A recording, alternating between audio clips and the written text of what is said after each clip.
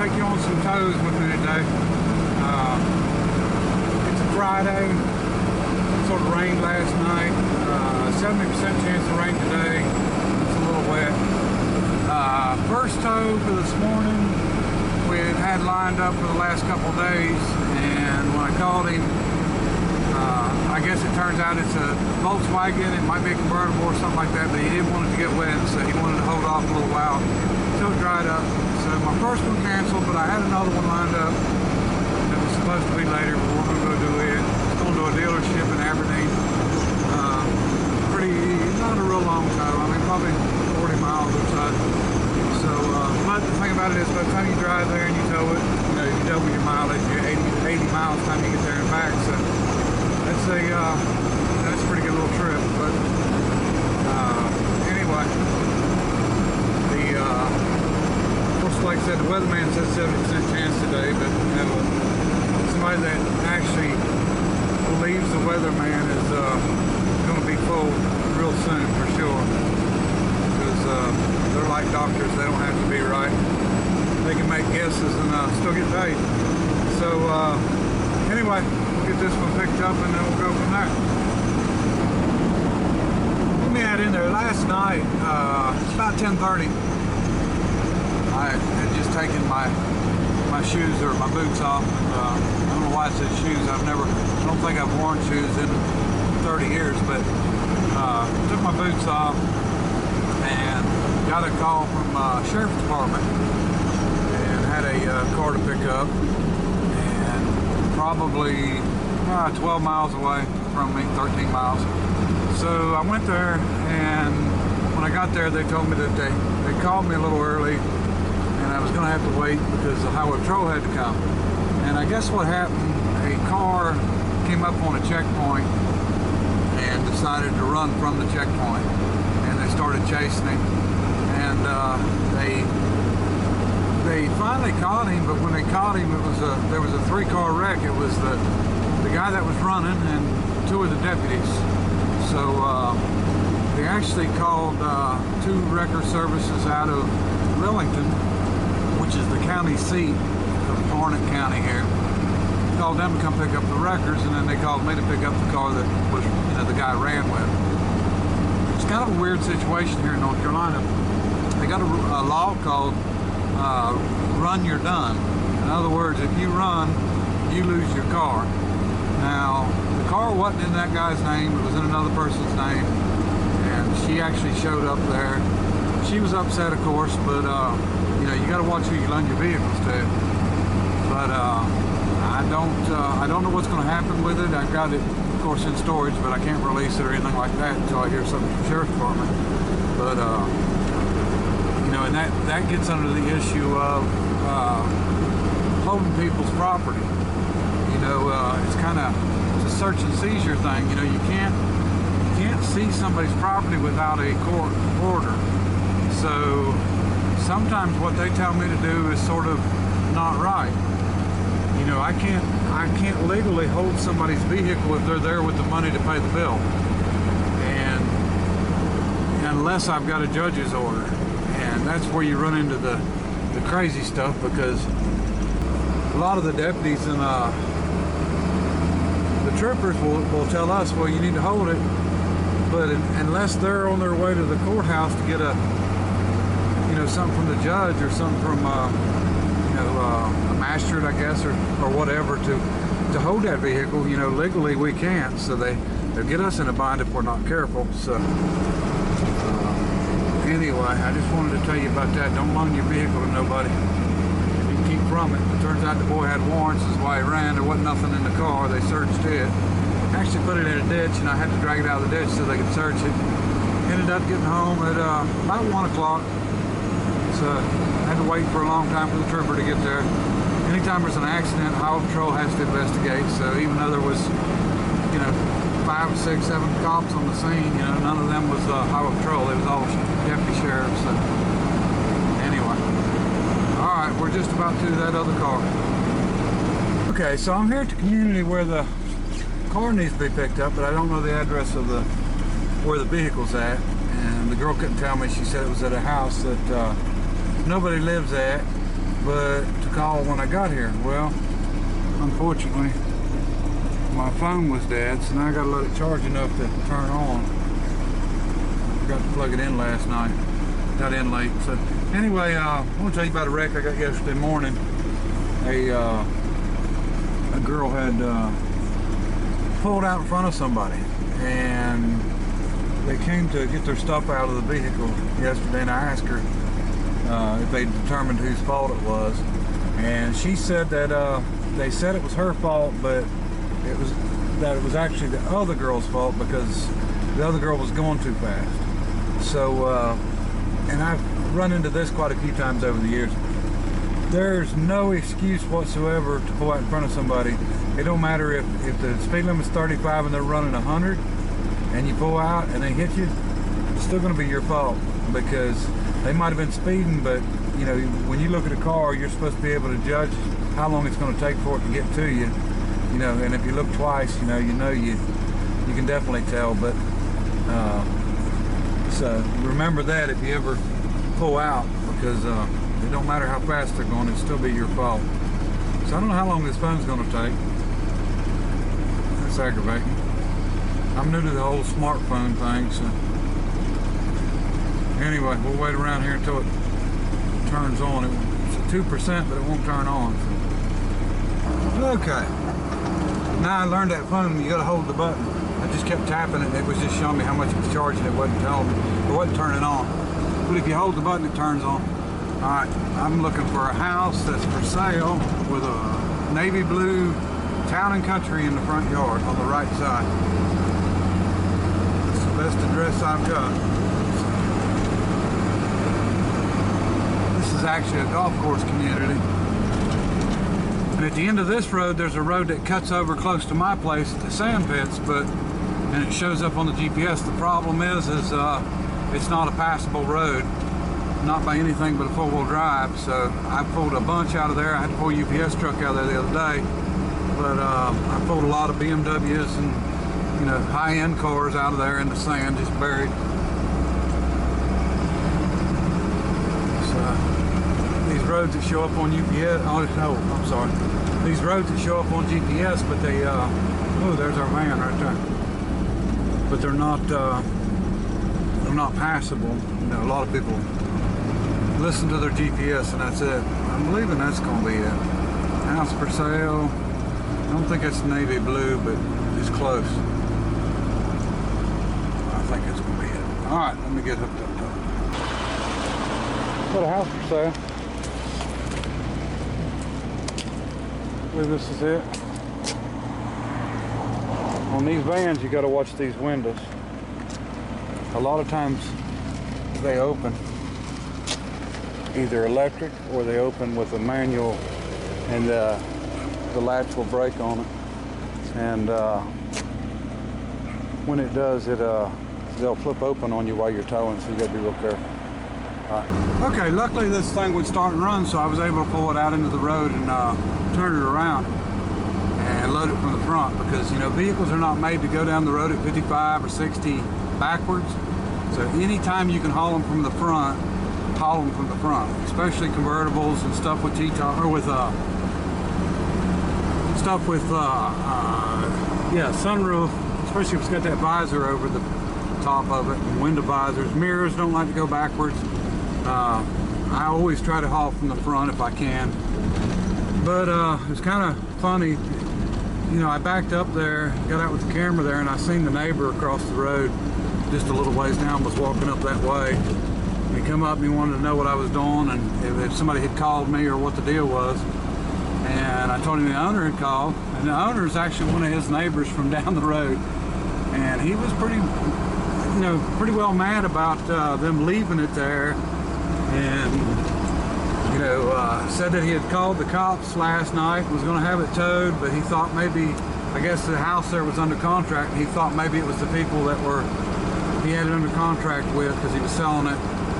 So he was, I don't know, people, and believe it or not, she left her phone number and a note in the window where you could see it from the outside.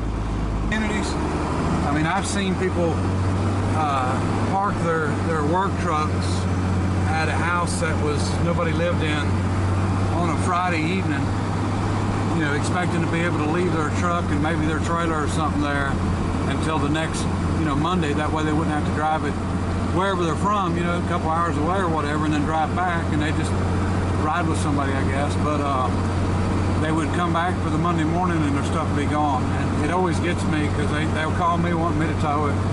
I try to put it off, or, you know, do what I can do, hoping I can get a hold of people or they can come get it. Because I don't like doing towaways. That's one thing I don't like doing, along with repossessions. But yeah, I don't. I'd rather just tow breakdowns and stuff like that. I know, you know, it's part of the business, and a lot of people they'll take everything they get, and you know, if it's a deal it's gonna hurt somebody, I don't prefer to do it. Anyway, we'll get this one to the dealer and I'll show you when we get there. Folks, we dropped off at the dealership. Don't like being in town too much traffic. Glad to get out of there. So we're back on the road, leaving Aberdeen and Southern Pines area now. But anyway, we dropped the van off. Kind of a, well, weird situation. I guess, you know, that's a non-serviceable transmission. You can't get in or get to it to check the fluid or put fluid into it. Of course, it's automatic, which is one of the dumbest things I've ever seen. But anyway, she's hoping that's all that's wrong with it. And it's got 105,000 miles on it. And it would move sometimes it wouldn't. But, you know, I hate it for her, especially going to a dealership, because chances are they're going to try to sell her a transmission, or they're going to sell her a transmission. And, you know, she's going to be out a couple $1,000 before it's over with. But I don't know, the way it goes, unfortunately. But anyway, then you got to look at the dealership.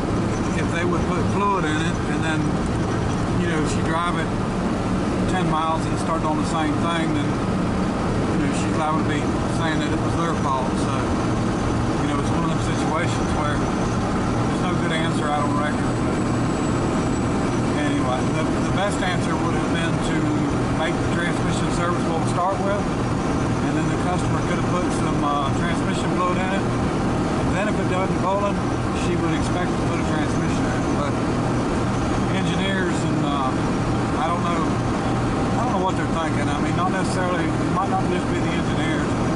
But I do know this. I've got a friend that's an engineer, and he does watch the videos. And he told me that one thing they look for when they're hiring an engineer is somebody that has no mechanical skills and has no machining skills. They want their engineers to be engineers and not anything other than that.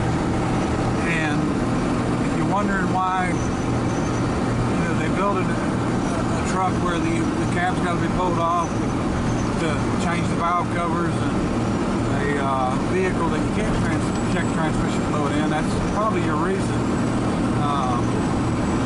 They kind of frown on engineers that are mechanical, you know, that know how to fix stuff. They just want them to be engineers on paper, and that's it. So it's kind of a bad deal. All right, we're going to get headed back, and hopefully we can roll on to the next one. All right. We're getting back that way, and went and called the office, called my wife, and we've got another one to do, and then we're still going to have to do the Volkswagen, but we're going to go do this other one first, and it's for one of the local garages that I tow for, so I'll show you when we get there. Okay, we're here to pick this one up. Hopefully we can get it out of there. On kind of a steep hill too. Anyway, some of these places are tight. We'll get her loaded up and get her going. A Nissan Pathfinder with a flat tire. Okay, sometimes things work out pretty well. Behind me, this is the Pathfinder I just dropped off at the shop that I took for. And straight across the road at that storage facility is where I've got to pick the Volkswagen up, and the guy is ready. So I'm going to go over there and grab it. So en route miles on this is about 600 feet. All right.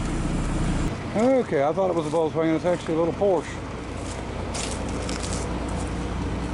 Been in storage. I don't know what year it is.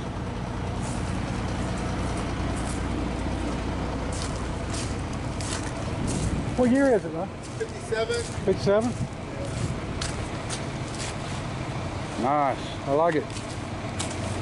Alright, we're on our way with our Porsche. I think it's a kit car. He says it's a 57, but anyway, it's on there. And, you know, a lot of people, it's a little more work to load it, but, you know, people say that they don't like hauling stuff sometimes when it's valuable, and I don't think this is too valuable, but I mean, if it was an original or something like that, but, you know, you're supposed to be careful on all the cars you haul. So, you know, being a nice car or something like that shouldn't affect it whatsoever. Because I don't like to tear anything up. You know, I don't care if I'm hauling a $200 car or a, you know, $100,000 car. If it's the person's vehicle, you know, the $200 car could mean just as much to the person as what the other person has the $100,000 car. And probably mean a little more to them because it might be the only thing they got to drive. So, anyway, we'll get this one up to Spring Lake, North Carolina and get it dropped off, and then we'll see what's next. All right, we're here to drop it off. This guy here's been in the Volkswagen business for many years. I bet old Musty would love this. I've got a lot of bugs, but there's a lot of vans here too. Volkswagen thing, Baja bug. Fries here. Yep.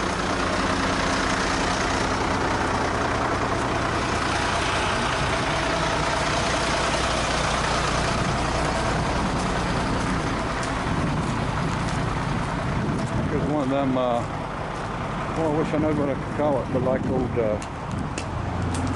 crusty, nice restored bug. I don't know if I'll be able to see it, but yeah, one of them.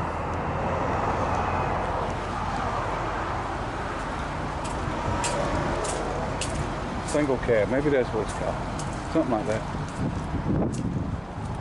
Alright, we got to get unloaded here somewhere. Alright, well, it's about 4 o'clock and a little after. And I think we'll get into this video here. And I'll probably have more to do tonight, but I figured get a little bit of time to edit this thing, so I just will go on and do it. And I will, I've got some videos that I'm working on. Should be picking up my truck probably maybe the day after tomorrow, either tomorrow or the day after. The 4-door rollback, it'll be finished up. It's actually ready to paint. He's just hanging up some plastic and stuff because it's a big shop and they don't want the paint to get everywhere, so he's going to go ahead and do that and maybe spray it tonight. And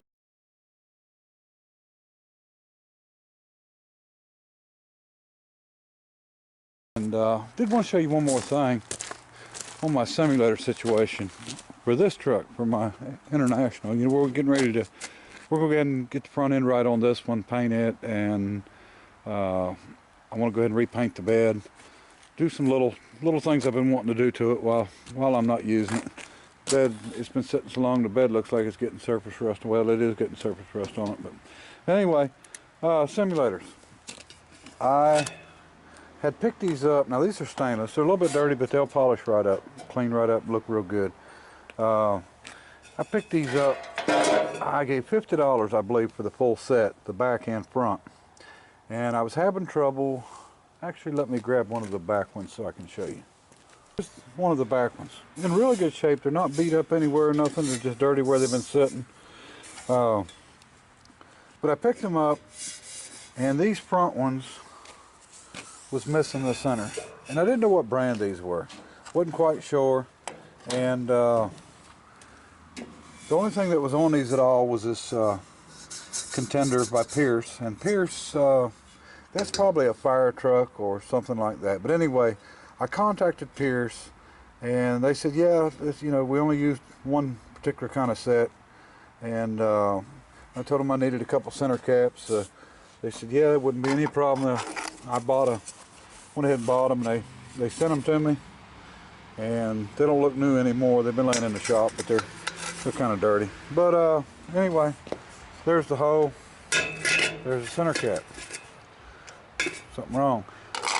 This hole's 3 3/4. This center's 5 inches. So, you know, I sort of just put off putting them on, so the heck with it, because I didn't want to put them on without the center in there. So, you know, I got back to working on this truck the other day and decided I wanted to go ahead and try to get it right. And so I went looking at a lot of pictures online and finally found out that these were real wheels. That's the company that made them. So I got a hold of them, told them what I had, told them I had a 3 3/4 inch center. So no problem. So I bought 2 centers, and I got them. They're the same size as the Pierce centers. Matter of fact, I'm sure they're the same center with different stickers.